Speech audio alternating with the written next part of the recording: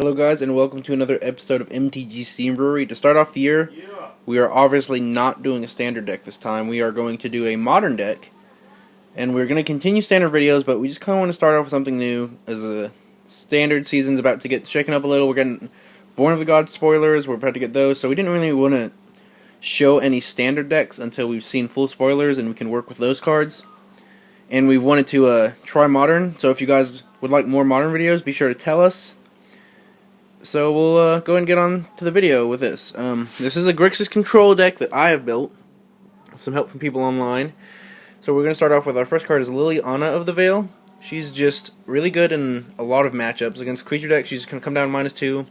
Hopefully she lives. If not, she also 8 in attack. So 3 mana, sacrifice one of their guys, and soak up some damage is never bad, especially in modern. Your life total is very important, especially for this deck, because we can get to our late game with things like Wormcoil Engine. One of our win conditions, it also gains back 6 life every time it attacks, which can be very relevant against like Burn or the aggro decks in Modern, which there aren't many, but you do need it for those. It's also good against Control, because if they don't have like Path to Exile, they have to kill it 3 times, or just have like something bigger than the 6/6 or 3, or both the 3/3s that you don't just kill.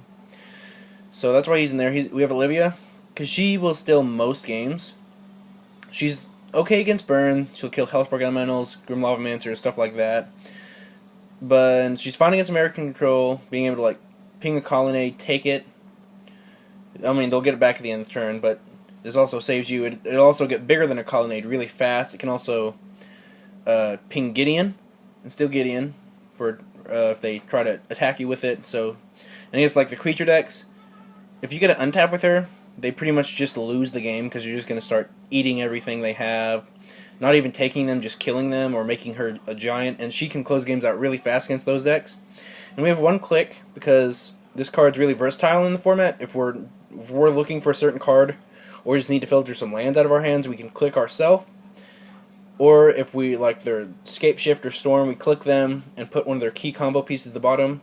And worst, we just get to look at our opponent's hand and get a 3/1 flyer at instant speed. It's not terrible. And we have 2 Snapcaster Mages.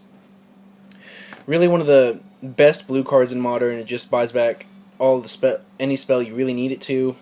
And if we get to go super late game with this deck, we can flashback Cruel Ultimanum, which is our main win condition, because most decks will just lose after the first one. And being able to go Cruel Ultimanum, untap, spell land, untap land, Snapcaster Cruel Ultimanum will win. If you weren't winning after the first one, you've probably won the game, because they've taken 10, discarded their hand twice. Unless they're American, they may have a few cards left. And then you've gained 10 life and gotten 2 creatures back. Probably a Snapcaster Mage. So that just buries them in card advantage, takes away their hand, not to mention kills creatures and gets yours back. And all our creatures are value creatures. So probably one of the better cards in Modern. But it's also really hard to do. It costs 7 colored mana. But it's also much better than like Sphinx's Revelation for its mana, and will probably just win you the game, whereas Sphinx's Revelation may not. So that's why that's in there, and was really the main reason we built this deck. And then we have Anger of the Gods and Pyroclasm for the aggro decks in the format. Pyroclasm really is 2 mana to kill all the things, and then Anger of the Gods mainly for Voice Resurgence, Kitchen Finks. We don't have a lot of ways to in our main deck to just kill them permanently. So having a way to do that is nice, and then having Pyroclasm is also just a cheap like Wrath against the aggressive decks like the Experiment 1, Burning Tree, Goblin Guide decks. It's really good against those, so that's why those are in there. Then we go to the rest of our spells. We have 3 Thoughtseize, really one of the best black cards in Modern, just being able to disrupt your opponent's hand for 1 mana and 2 life. It's good against pretty much everything in the format. It's the only time it's dead is if you draw it super late game. But if you draw it early, it's really good. But since it does take 2 life, and we're playing in Modern, that's a big deal, because you're also dealing a lot of damage to yourself with your land. We're also playing 2 Inquisitions to kind of stem having to take so much damage, as well as this being good against every deck in the format early also, and only being dead late game like Thoughtseize. So kind of having 5 Thoughtseize-like effects in our deck is really good, because we don't always want to have to counter something. It's nice just to be able to, or kill something. It's nice to be able to take it out of their hand and not worry about it. We have Condescend, kind of as a cheap counter spell that we can use, or if late game, just counter pretty much anything. And it gets a Scry 2, which is always nice to do on a counter spell. And of course we have 1 Cryptic Command, another really good blue card in Modern. This it's really versatile. It does pretty much everything you would want a instant to do that can counter something. It buys you turns against like colonnades or thruns, stuff like that, where you normally wouldn't have turn like the hexproof deck, which is also another reason to main deck Liliana. This buys us a turn, which can normally be all we need if we can get to like Cruel Ultimanum, or be able to chain like Anger and Pyroclasm. Just kind of trying to not die to that deck's a big deal, as well as it's being really good against every deck because it can always just draw a card and do something else. And we have one Dismember as a way to kill bigger creatures for like 1 or 2 mana when it's needed. But it's nice that we don't have to pay the 2 life, we can play the black mana also. So it's just really a versatile removal spell, giving -5/-5 will kill most things. We have 3 Electrolyze, another really good removal spell in the format, because it will kill something and then it just replaces itself, which is always, we really do need to draw cards in this deck, hit land drops, and being able to kill things while drawing cards is probably one of the best things we could do. Then we have 2 Shadow of Doubt and a Peer Through Depths as some more draw. Shadow of Doubts can kill fetch lands, basically, kind of like stifle, and at the worst case scenario, you draw a card, which is never bad. It cycles, and the Peer Through Depths is in there because it can grab almost everything in our deck, and it can, when we have the mana, we can start digging for Cruel Ultimanum, which is probably what we really want to be doing because it is one of the best. It's one of the main cards of this deck. So being able to look at top 5, digging for a Cruel Ultimanum for 2 mana is always good, or just being able to grab like a removal spell or a draw spell if you need it. And we have 2 Terminate. Probably one of the best removal spells in the format, as it's just destroy target creature, and it can't be regenerated. So at 2 mana, there's not really much more you'd want. And then we have 4 Lightning Bolt, another one of the best removal spells in the format, as well as being able to act as reach, like Electrolyze. It can go to the dome.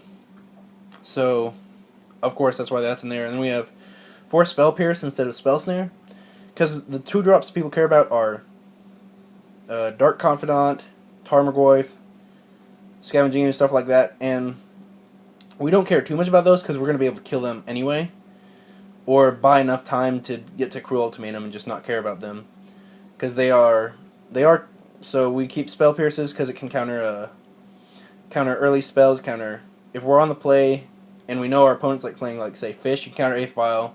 If they're playing Jund, you can counter Thoughtseize. Like, it just has a bunch of things you want to counter at 1 mana. So that's what that's there. And then we have a Desolate Lighthouse, which may be odd since we're playing like Cruel Ultimanum and all these other colored things, but I really just wanted 1 more land in the deck, so I cut a spell for a land, and I wanted that land to do something, so I added Lighthouse, because later the game goes, which it will go with this deck, because it's really grindy, you want to be able to start filtering out excess lands, because you only want to get to about 9 lands, and then you don't need them anymore, and sometimes your spells are just dead, so being able to just dig through your deck is really nice. And then we get to our lands. We have 4 Steam Vents, 1 Creeping Tar Pit, because it's not as good as the other man land I'm going to show you, but sometimes, like against a tokens deck, you do need a way to get through damage, so this can do that, whereas the other man land I'm going to show you can't. But we're going to get to the rest of our lands. We have 4 Watergrave, 4 Drowned Catacomb, and then another one of our win conditions is Lava Claw Reaches. It's much better than Creeping Tar Pit in this deck, because we're not really attacking until we have like 9, 10 mana on the board, and we've normally killed everything by that point, so we just animate this, attack with it, and pump a ton of mana into it. It can close out games really quickly, like in 2 turns. If you've dealt no damage to your opponent, this can close the game out in 2 turns, which you really need to do against some decks, giving them time's bad. And we have Graham Cairns just kind of to help fix our mana a little more. We have 4 Blood Crypt, 1 Dragonsteel Summit, and 3 basic lands, because Ghost Quarter and Path to Exile are cards in the format, so we do want to be able to grab basic lands. So, that's the main deck of our Grixis Modern deck, and I hope you enjoyed it, and I'll see you in a bit for a sideboard. Welcome back to our sideboard for our Grixis deck. As you can see, we do have several odd cards, but we're going to go over those right now. We have 1 Nicobolus. This is for the American Control and Tron matchups, because we need a way to kill their lands, to kill Karns, and killing man lands is always relevant against both those decks, killing Planeswalkers, not to mention if this doesn't get answered, which is really hard for either of those decks to do if they don't have, especially the American Control deck, because it's hard to burn them out. He'll go up to 8, the Tron deck may be able to answer him a little faster, but we're really just trying to stop them from casting Emrakul, because that's the only way they beat us, because we can kill everything else. Then we have one to Fury for the American Control matchups, the Eternal Command matchup. We need to be able to play this with 6 lands, a land in our hand. We need to be able to play this at the end of their turn, so they either counter it, or we get to cast anything we want for free, like Cruel Ultimanum or Nicobolus. If the American Control matchup, we need to be able to play it without worrying about it getting countered. So that's why he's in there. Then we have Glenaldrona Archmage for the Burn matchup, American Control, just decks that aren't super fast, that are relevant to just counter their spells later the game goes. So that's there. We have Shatterstorm. It's 2 red destroy all artifacts, because I know you may not be able to read it. That's for the Affinity matchup. When I'm playing that over Vandalblast, because it's 1 mana cheaper, which is really relevant in that matchup. So it just kind of improves our matchup, which is kind of 50-50 after boarding. And then we have 2 Infest, which is going to get replaced with a new card from Born of the Gods, but for now we just have Infest. That's for the Affinity matchup and for tokens, because we need to be able to kill Oroke Champion and Etch Champion. 2 of the biggest problems for this deck are things we can't kill, so this kind of gets around those. We have 2 Pillar of Flame, kind of for Voice Resurgence and Kitchen Finks. Murderous Redcap, things with Undying and Persist. We need to be able to kill them in a 1-for-1 fashion, because those cards are really resistant, and having to kill things multiple times can be a big problem for our deck, because we're just a bunch of 1-for-1 removal, hoping to go long game. So when our removal doesn't work like it's supposed to, it can get a little hard. So that's why those are there. We have 2 Faraways for the away half. The far half's good against tokens, but that's not really relevant. The away half is for the Enchantments matchup, which isn't super popular right now, but you do need a way to beat that deck, and this kind of just is a 3-mana way to answer those. So that's why that's in there. We have 1 Negate, just for the kind of the same matchups. You want Nicobolus or Teferi, just a 2-mana counter spell to get your spells through. We have Combust for the American Control matchup to kill a Celestial Colonnade, which is one of the biggest things we need to kill for that deck. So that, and can kill Restoration Angel, but sometimes comes up. We have 2 Relic of Genesis, kind of for the Melira Pod deck, the Jund deck, other graveyard-based decks, as well as it just cycles. It's good against Tron too, because you want to be able to, if you manage to Thoughtseize and Emrakul, you want that to stay gone forever, because they only play 1, and that's pretty much the only way they're really going to beat you, so that's why that's in there. And we have 1 Pithing Needle, just kind of really good against a lot of decks. It can name Celestial Colonnade, it can name Viscera Seer, it can name any of the manlands, this Planeswalkers. It's really versatile and really good in this format. Named Kiki-Jiki, kind of a big deal. So there's our sideboard. Then we have over here on the side 1 for Phyrexian Arena. I'm trying to find room for that in my sideboard. I'm having a little trouble. So if you guys have any recommendations for where we could fit that in the sideboard, or even the main deck, that would be awesome. So I hope you enjoyed our first Modern Deck Tech, and we hope to keep coming at you with some, and have a good day. This has been MTG Brewery.